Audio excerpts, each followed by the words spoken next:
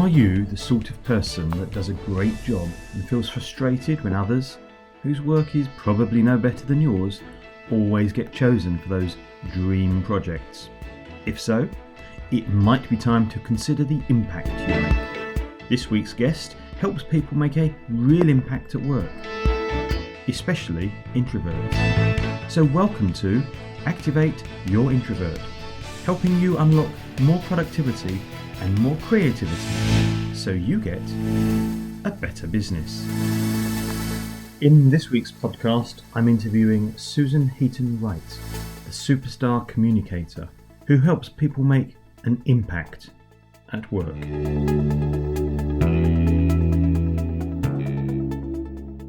Welcome, Susan. Before we start, would you like to introduce yourself?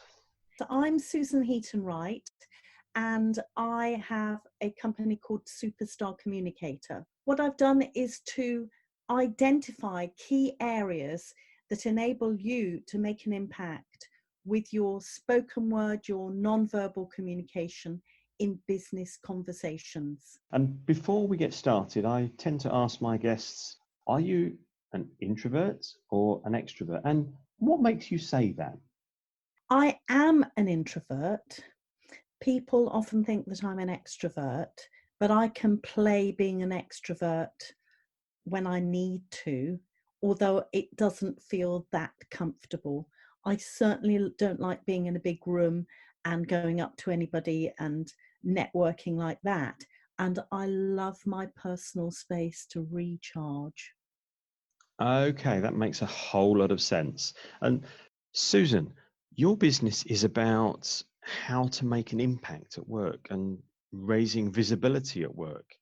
And obviously that's something which would be of great interest to introverts. So tell us a bit more about that. Oh, absolutely. Do you know, I don't know if you've been in this situation. Certainly when I was a singer, this was the case. And you would look around and think, how on earth have they got that job? They're no better than me. And that wasn't the green-eyed monster. Before I would take that. But a lot of the people that I work with are frustrated because colleagues who are no better qualified than them, they don't believe that they have the abilities that they have, yet they're whizzing up the career ladder. And so I began to look at this and see what it was, what essential things you needed to have in order to be noticed and make a positive impact, so that the sponsors, the people that make the decisions for people to move up the career ladder, they will notice you. Fascinating and absolutely, because I've seen it before. As you said, I've had exactly the same situation where I thought, but I know I'm better. As you said, it's not jealousy. It's just when I got a bit older, I looked back and said, it's the way that some people interact or seem to interact with Yes. the boss or whatever it is. They do something. Now, I can look at it and say, well, it's because they're one of those extrovert people who naturally talks loudly, or does that, or is there some more to that? Are there some impact secrets that introverts could use? I went to a talk probably 3 years ago at my son's school, and the founder and CEO of IHS Market, Lance Ugler, was giving the talk. And he was really delivering it to the boys, so sixth formers who were going to be going on to university and wanting internships and things like that. And he said that every year they would take on 200 interns for a year. So this was paid employment. And they were all from a small number of universities, the high-end universities, all studying computer science. So they were at a particular level, had particular skill set. And he said that every year they would then take on only 40 people from that. Now, given that the other things were equal, what was it that he chose? And he said, I assume that you work hard. You've all got the same similar expertise, and what they look for is being polite, being interesting, and interested. And that really got my brain working on this, because I thought, how can you demonstrate to other people that you're interesting and interested? That sounds world of difference between the two in a way, isn't it? Absolutely. And there are things that you need to do in order to tick both boxes. Oh, go on, tell us more.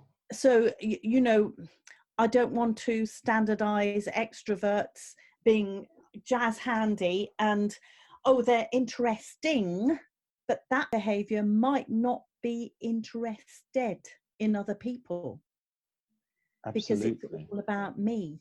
How can an introvert be, I'm going to guess they can easily be interested, because we are Yeah. used to being very good listeners and probably asking very good questions, which ticks that box. How does an introvert become more interesting? I've been interviewing people about this, different strategies that people have for this.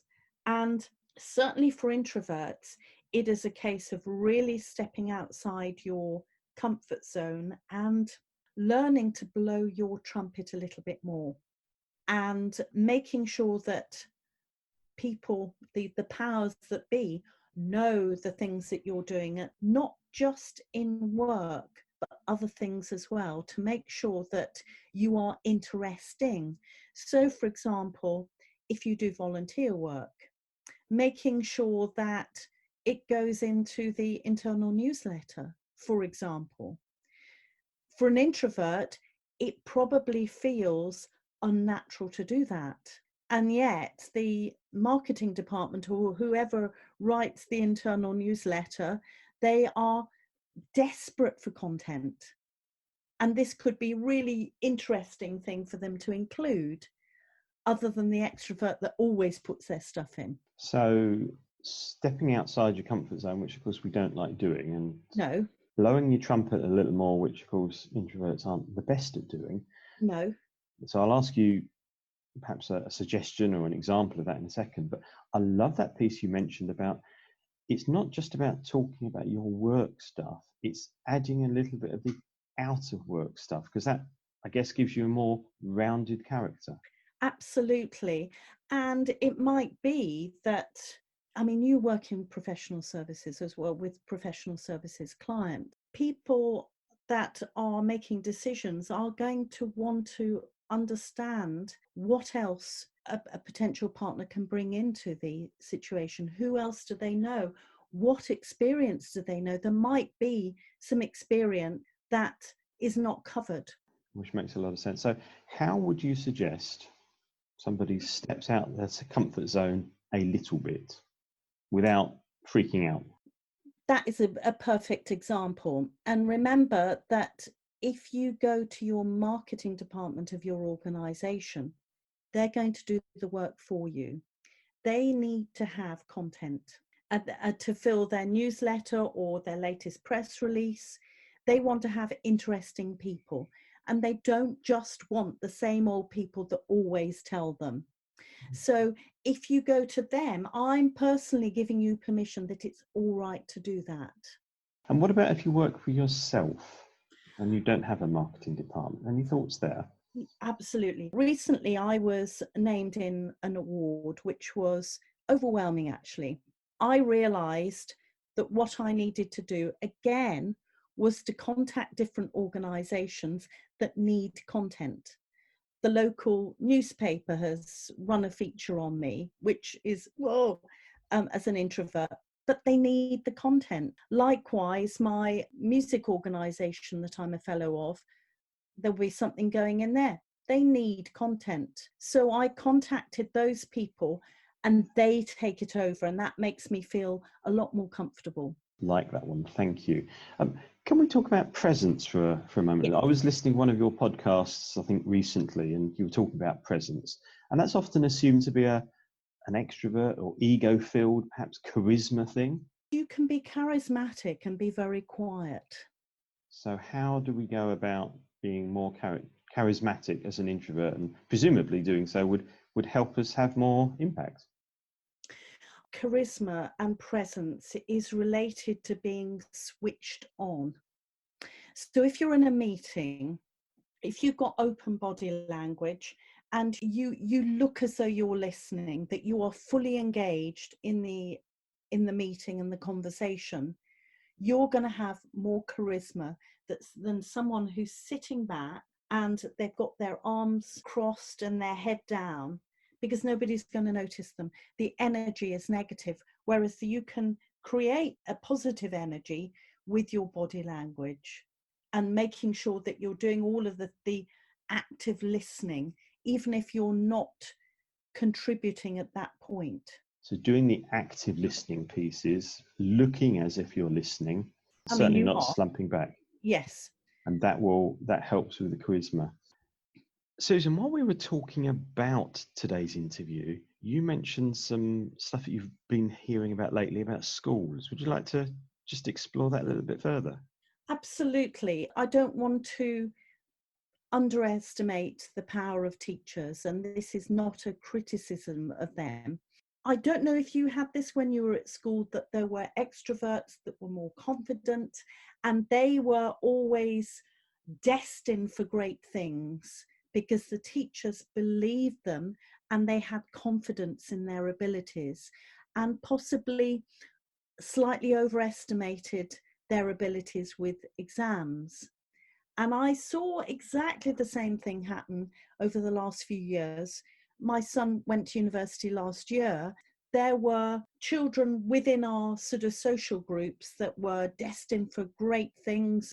They were expected to get very high grades and they went up for Oxbridge. Some of them were offered places. Then on the exam day, it all went horribly wrong. And those expected grades were not met. And there was this awful, terrible day of coping with rejection at that late point and having to find other universities. And I looked into this. It's not scientific, so I flag that up now.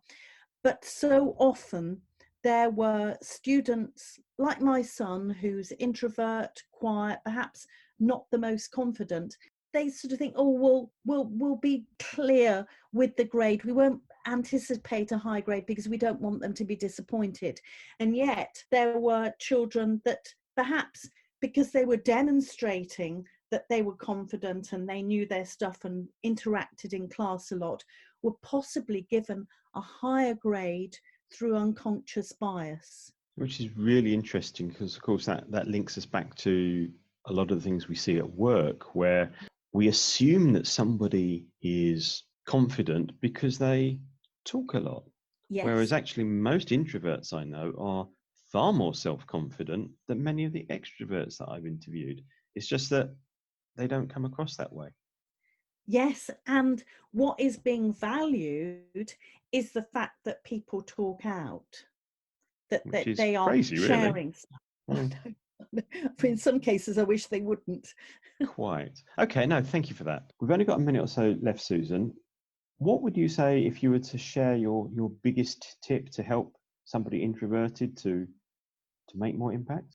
Obviously, the body language. I think it's very, very important to have open body language, and it gives you presence, but also shows other people that you're confident. But I would also try to push yourself outside your comfort zone, doing something that might feel quite icky, whether it is contacting the local newspaper, whether it is actually telling somebody about some volunteer work that you've done, whether you've been in to speak to us at a school, whether it is that you have raised money for a particular charity, whether it is that you've actually been doing a really, really good job within your work, because people don't know. So I love the phrase earlier, be polite, interesting, and interested. We need to step slightly out of our comfort zone, blow the trumpet little more than we would, add that third dimension by talking about some outside of work stuff, and think about the open body language. Thank you. Some really great tips in there, Susan. If some of the listeners want to get back in touch with you, how would they do that? My website is superstarcommunicator.com, and I've also got an app called Superstar Communicator, and I've also got a podcast which is on all of the main platforms called Superstar Communicator. Fantastic. Thank you so much, Susan. It's been absolutely brilliant to interview you, and I love some of those tips about improving impact. Thank you very much for having me.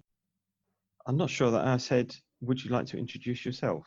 I can't remember. So I'm going to